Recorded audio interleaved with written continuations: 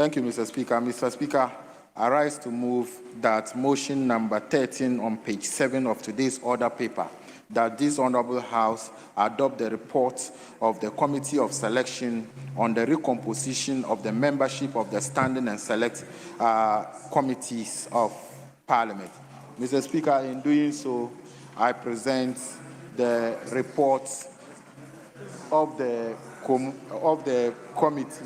Mr. Speaker, Mr. Speaker, the committee observed that upon initial composition of the committee. Honorable Kennedy Nyako, are you on point of order? Yes. Speaker, I just, my colleague just move a motion which members in the House don't have a copy of this motion that is moving. So please, Mr. Speaker, it's a report that is moving. You should make sure that sufficient copies are made. Honorable member, are you talking about the report or the motion? The report that they just moved. I heard you say you don't have sufficient copy of the motion. No, Mr. Speaker, the report. I meant to say the report. So you should make sure members have sufficient copies. We need to see whatever it is in the report. Honorable Deputy Minority Whip. Mr. Speaker, I think the time they were sharing the report, my colleague was not seated. Mr. Speaker, the report, I think the majority leader is holding a copy. And I can see that other colleagues have copies. I have a copy too. So Mr. Speaker, I think they will put it. Mr. Speaker. Mr. Speaker.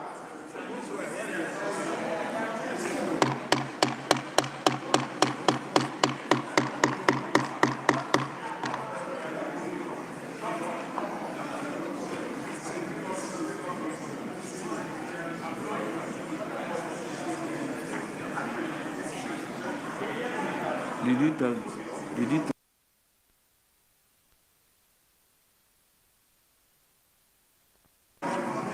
Yes, Honorable Deputy Minister for Lands and Natural Resources.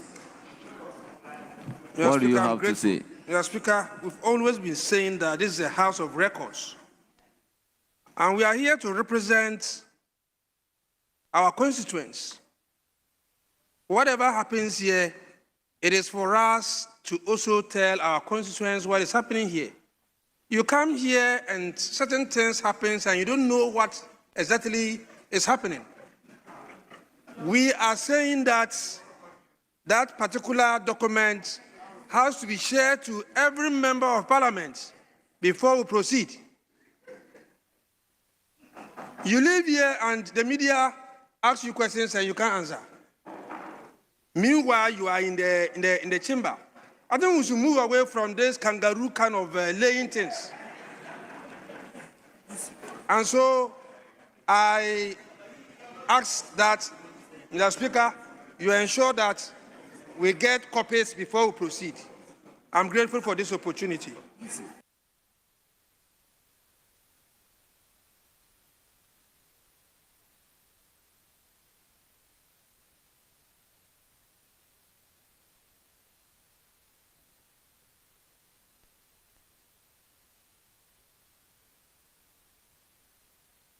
Yes, let me hear the minority whip, then I'll come to the majority leader. Speaker. Hello, Sule. I can hear you loud and clear. Why? Speaker, you can gauge the mood of the House. I'm sure it is inadvertent. I'm not sure it's intentional that copies will not be made available. So the Deputy Whip has spoken to the clerk. I know copies are being run, but we don't have the copies yet. Myself, I struggled to get a copy.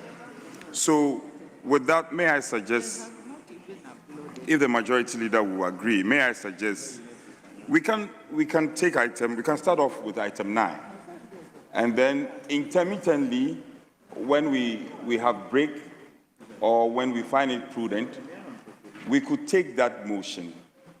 But in the meantime, because the reports are not ready, can we suspend that motion and go and take item 9 instead?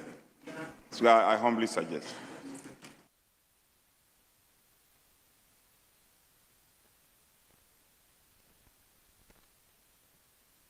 Yes, Majority Leader.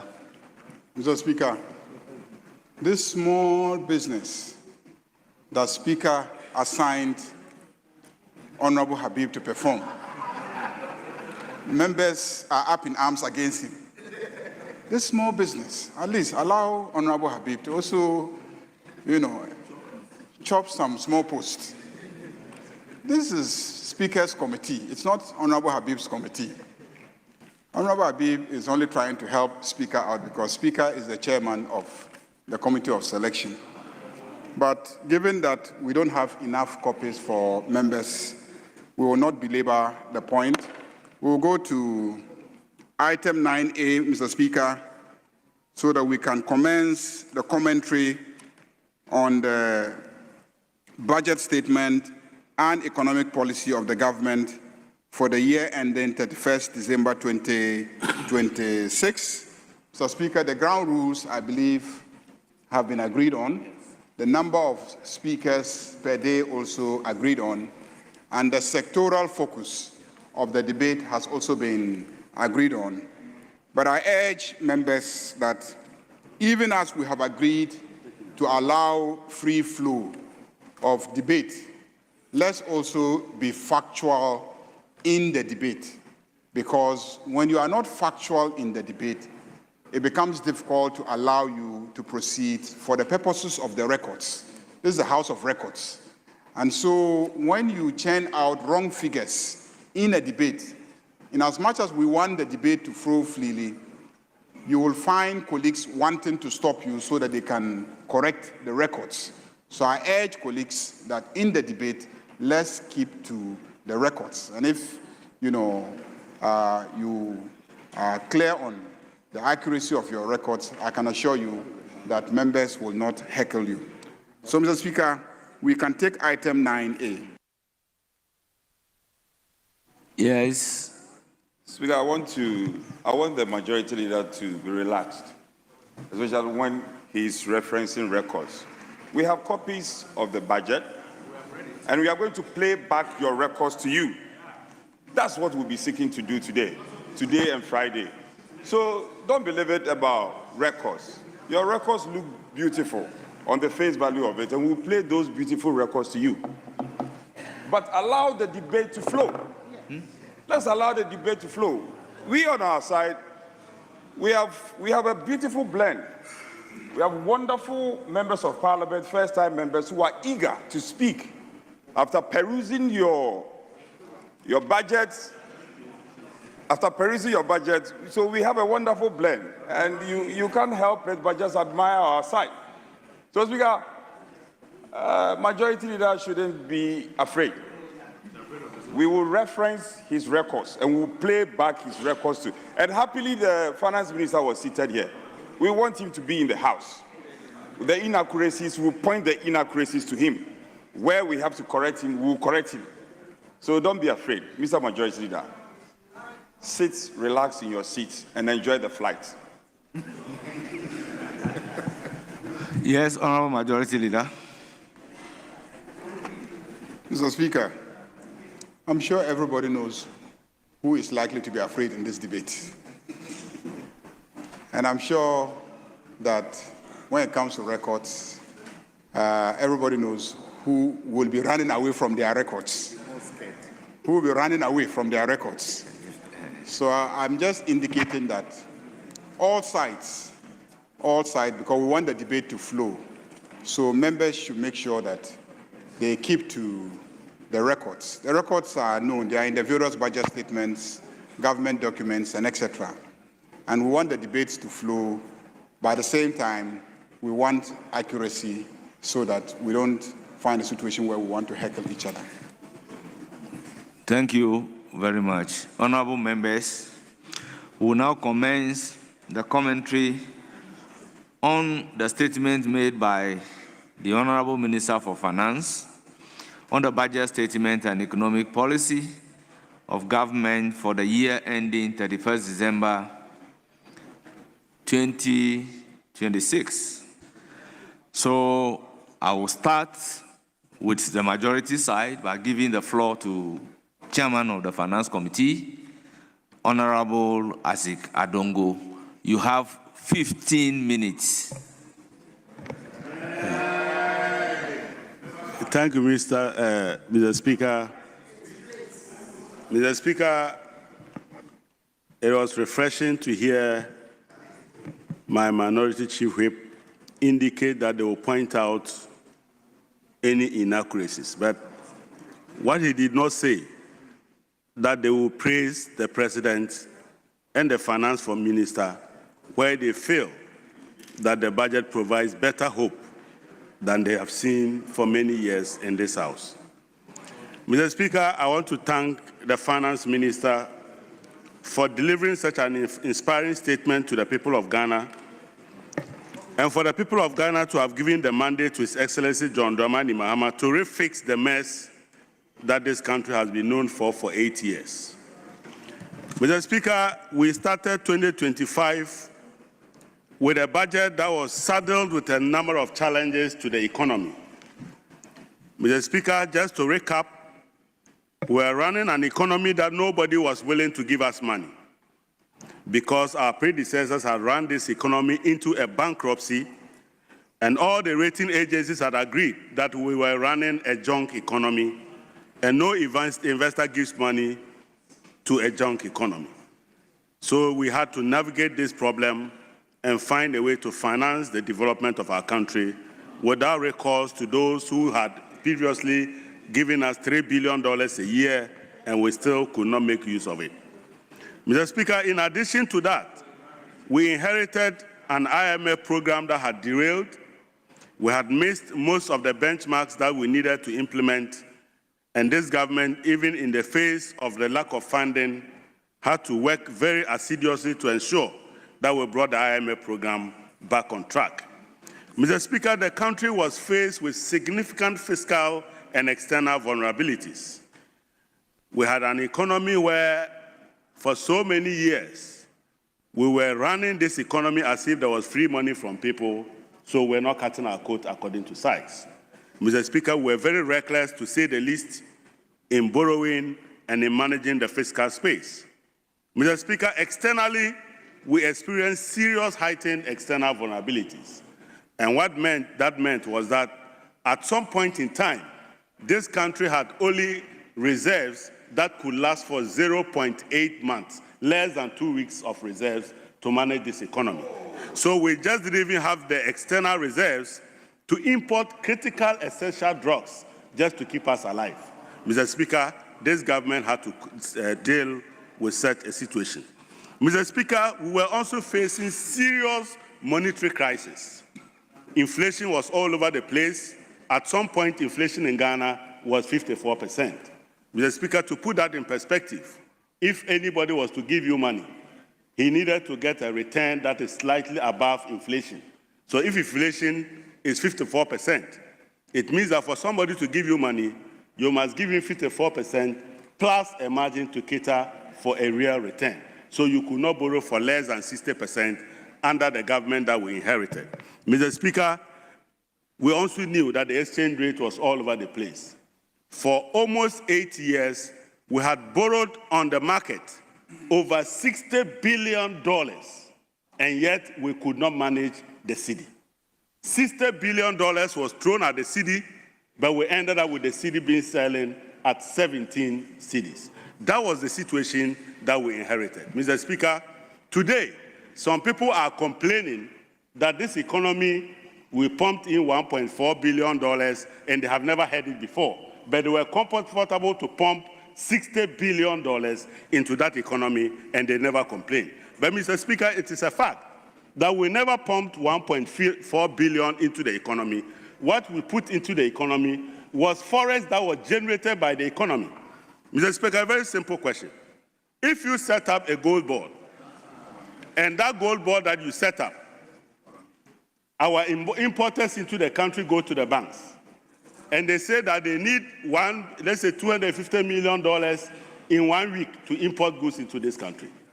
You take that money and you say, Gold Board, can you buy gold with this money? Bring us the forex, so we give them the $250 million that they need to import. Is that money not emanating from the economy? Or gold is not for Ghana? So if you decide to use Gold Board to buy gold and you make it available to meet your auction in the market, that is not injection of funding into the economy. That is pure intermediation of forex. And people who call intervention do not know that there's what we call intermediation in the forex market. And so on the average, the Gold Board was delivering $1 billion into the economy to fund forex. And people cannot understand why we are able to hold the city, because we're getting $1 billion to do that. So my brothers who are all over the place talking about injection, intervention, please revise your note. We're simply intermediating with resources that were generated by the economy. Mr. Speaker, when we inherited this economy, cocoa for 6 months gave us only $500 million. Under the leadership of His Excellency John Dramani Mahama, cocoa delivered $1.8 billion in just the same period of 6 months. And I asked the question, so what do you want us to do with the $1.3 billion extra that we made? So if we give that money back to the economy, you say we have injected money. But what were you expecting? We should go and put those monies in our houses? Obviously, we don't need them in our houses. We need them to enable people get forex to import. And it is the reason we have been able to manage the forex, said that today you can actually get a dollar for less than 11 cedis. Mr. Speaker, having turned the corner and addressed these vulnerabilities, we are now moving to the next phase of the economy under the 2026 budget. Mr. Speaker, the next phase of the 2026 budget, we are intending that we will continue to hold the macroeconomic variables that we have worked so hard to improve. So, Mr. Speaker, in 2026, the inflation that you are seeing will begin to behave again. Mr. Speaker, interest rates are going to behave. Mr. Speaker, the exchange rate will behave, because the people who are managing them are themselves behaving. And when you behave, the economic variables cannot misbehave. We were in a country where for 8 years, because of recklessness and lack of behavior on the part of those managing the economy, all that the variables knew was to misbehave. So inflation was misbehaving at 54%. Today, inflation is behaving, because we are asking inflation stay within the medium-term band of 8% plus or minus 2, and they will continue to behave in 2026. Interest rates are behaving. Now we are able to lend and borrow at 14%. We will continue to make sure that interest rate behave around that figure. Mr. Speaker, the exchange rate has behaved. Everybody knows that. That today the exchange rate fears to go anywhere near 12 cedis, not to talk about 17 cedis. It will continue to behave under the new arrangement that we are putting together in 2026. Mr. Speaker, in 2026, we are going to see a drastic transformation of the Ghanaian economy. The big push is to create the enabling environment for us to renew our infrastructure and transform our economy. Mr. Speaker, the energy sector is going to see an improvement and transformation. We are going to build new power plants. Mr. Speaker, we are intending to solve the problem of fuel in the generation of energy.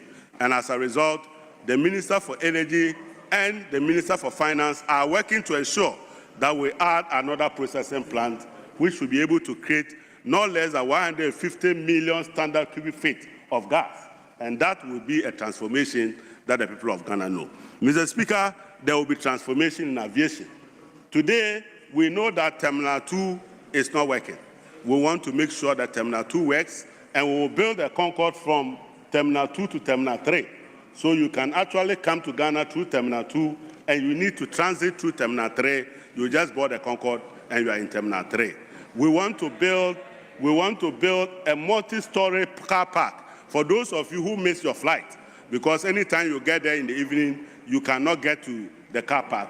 We want to build multi-story car parks to ensure that when you are traveling, you have places to park your car, and you will not be missing your flight again. Kojo, you will not miss your flight like you did the last time. Mr. Speaker, in addition to that, we want to make sure that we transform domestic aviation. So we will expand the Wa Airport, we will expand the Sunyani Airport, and we will build a new airport in Bolgatanga.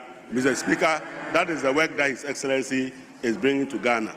Again, when our people arrive here and they need to rest, we want to put up a state-of-the-art hotel at the heart of Terminal 3 so that people can sleep there, take their flight, and go away like we do when we get to Ethiopia and we're able to sleep in Addis Ababa. Today, we want to do that here, and it takes His Excellency John Dramani Mahama to do that for the people of Ghana. Mr. Speaker, we want to spend on social services. We want to improve education. Mr. Speaker, free SHS is good, but what we have forgotten is that if you are having student enrollment of 200,000 and you are using the same infrastructure and school enrollment increases by threefold to 600,000, you must provide more schools, you must provide more educational infrastructure, you must provide more dormitories, and you must be able to improve teaching and learning to accommodate the expanded numbers. As we speak today, His Excellency has declared that by the time he leaves office, there will be no grade 1, grade A, grade B, grade C schools. All of them will be schools of Ghana, and we will upgrade all of them to a level that we are proud to send our children to. So if you get up and you go to a grade C school, there is no difference between a grade C school and a grade B and a grade A school. And by doing that, we are expanding the funding to Ghana Education Trust Fund, the GET Fund. Mr. Speaker, in this country, they were using GET Fund to go and borrow money called Dachi bonds. So when we gave the Ghana GET Fund 3.4 billion Ghana cedis, GET Fund would take 1.2 billion to go and service debt and be left with only 2.4 billion. As a result, we were not able to build more schools. We were not building more basic schools. Today, we are giving GET Fund 9.9 billion Ghana cedis. That is a transformation that will lead to improvement in the provision of quality schools in our communities. Mr. Speaker, we are also aware that there are children with learning difficulties, and we want to make sure that those children get free education. So kids that are learners, that have disabilities, our kids that are in the special schools are going to be given a special place and a special funding. But Mr. Speaker, again, on social spending, we have decided that we will provide funding to support the Mahama Cares. The Mahama Cares is the game changer in making sure that communicable diseases are addressed in our country. And 3 billion Ghana cedis is provided in this budget to ensure that we are able to support the work of the Mahama Cares. Mr. Speaker, we are also improving the funding to the NHIA with the objective of making sure that NHIA and the Ministry of Health can retool most of our hospitals. Mr. Speaker, if you go to our hospitals today, most of our diagnostic equipment are dead. MRIs are not functioning, and you have a difficulty getting a medical doctor prescribing to you because he does not know what is wrong with you. We need to be able to improve our diagnosis systems, and the government of Ghana, under his leadership, John Dramani Mahama, is going to retool all those facilities and provide enhanced capacity to do diagnostics in our hospital. Mr. Speaker, our security services are going to be retooled. Part of the transformation is that we want to ensure that our fire service, which is almost moribund, go there and see our fire tenders. They are not functioning. When you have a fire outbreak, it is better to look for a bucket than to be calling the fire service. Because when you call the fire service, they will come and join you to watch the fire burn because they don't have capacity. We are procuring more fire tenders so that our firemen will fight fire instead of watching fire. And that is what we are doing for our firemen. Mr. Speaker, we are collaborating with the private sector. We are collaborating with the private sector to ensure that in 2026, we put together a framework that allows the fire service, together with the private sector, to begin to develop capacity for our high-rise buildings that are coming up. Imagine somebody is on the 18th floor of the Bank of Ghana office, and there's a fire outbreak there. What will happen to them? We want to be able to provide that capacity so that we can fight fire on our high-rise buildings that are emerging in the airport city and all over the place. So that is the work that we are going to do. Mr. Speaker, again, our security services. We want to retool the army, provide the army with capacity and the resources to be able to protect the external aggression that we may face in future. Anytime we don't have any external aggression, we tend to forget that the people who can save us is the army. We want to be ready to fight any aggression that we get to make sure that our navy and our waters are safe. Honourable member, conclude. Mr. Speaker, I thank you very much.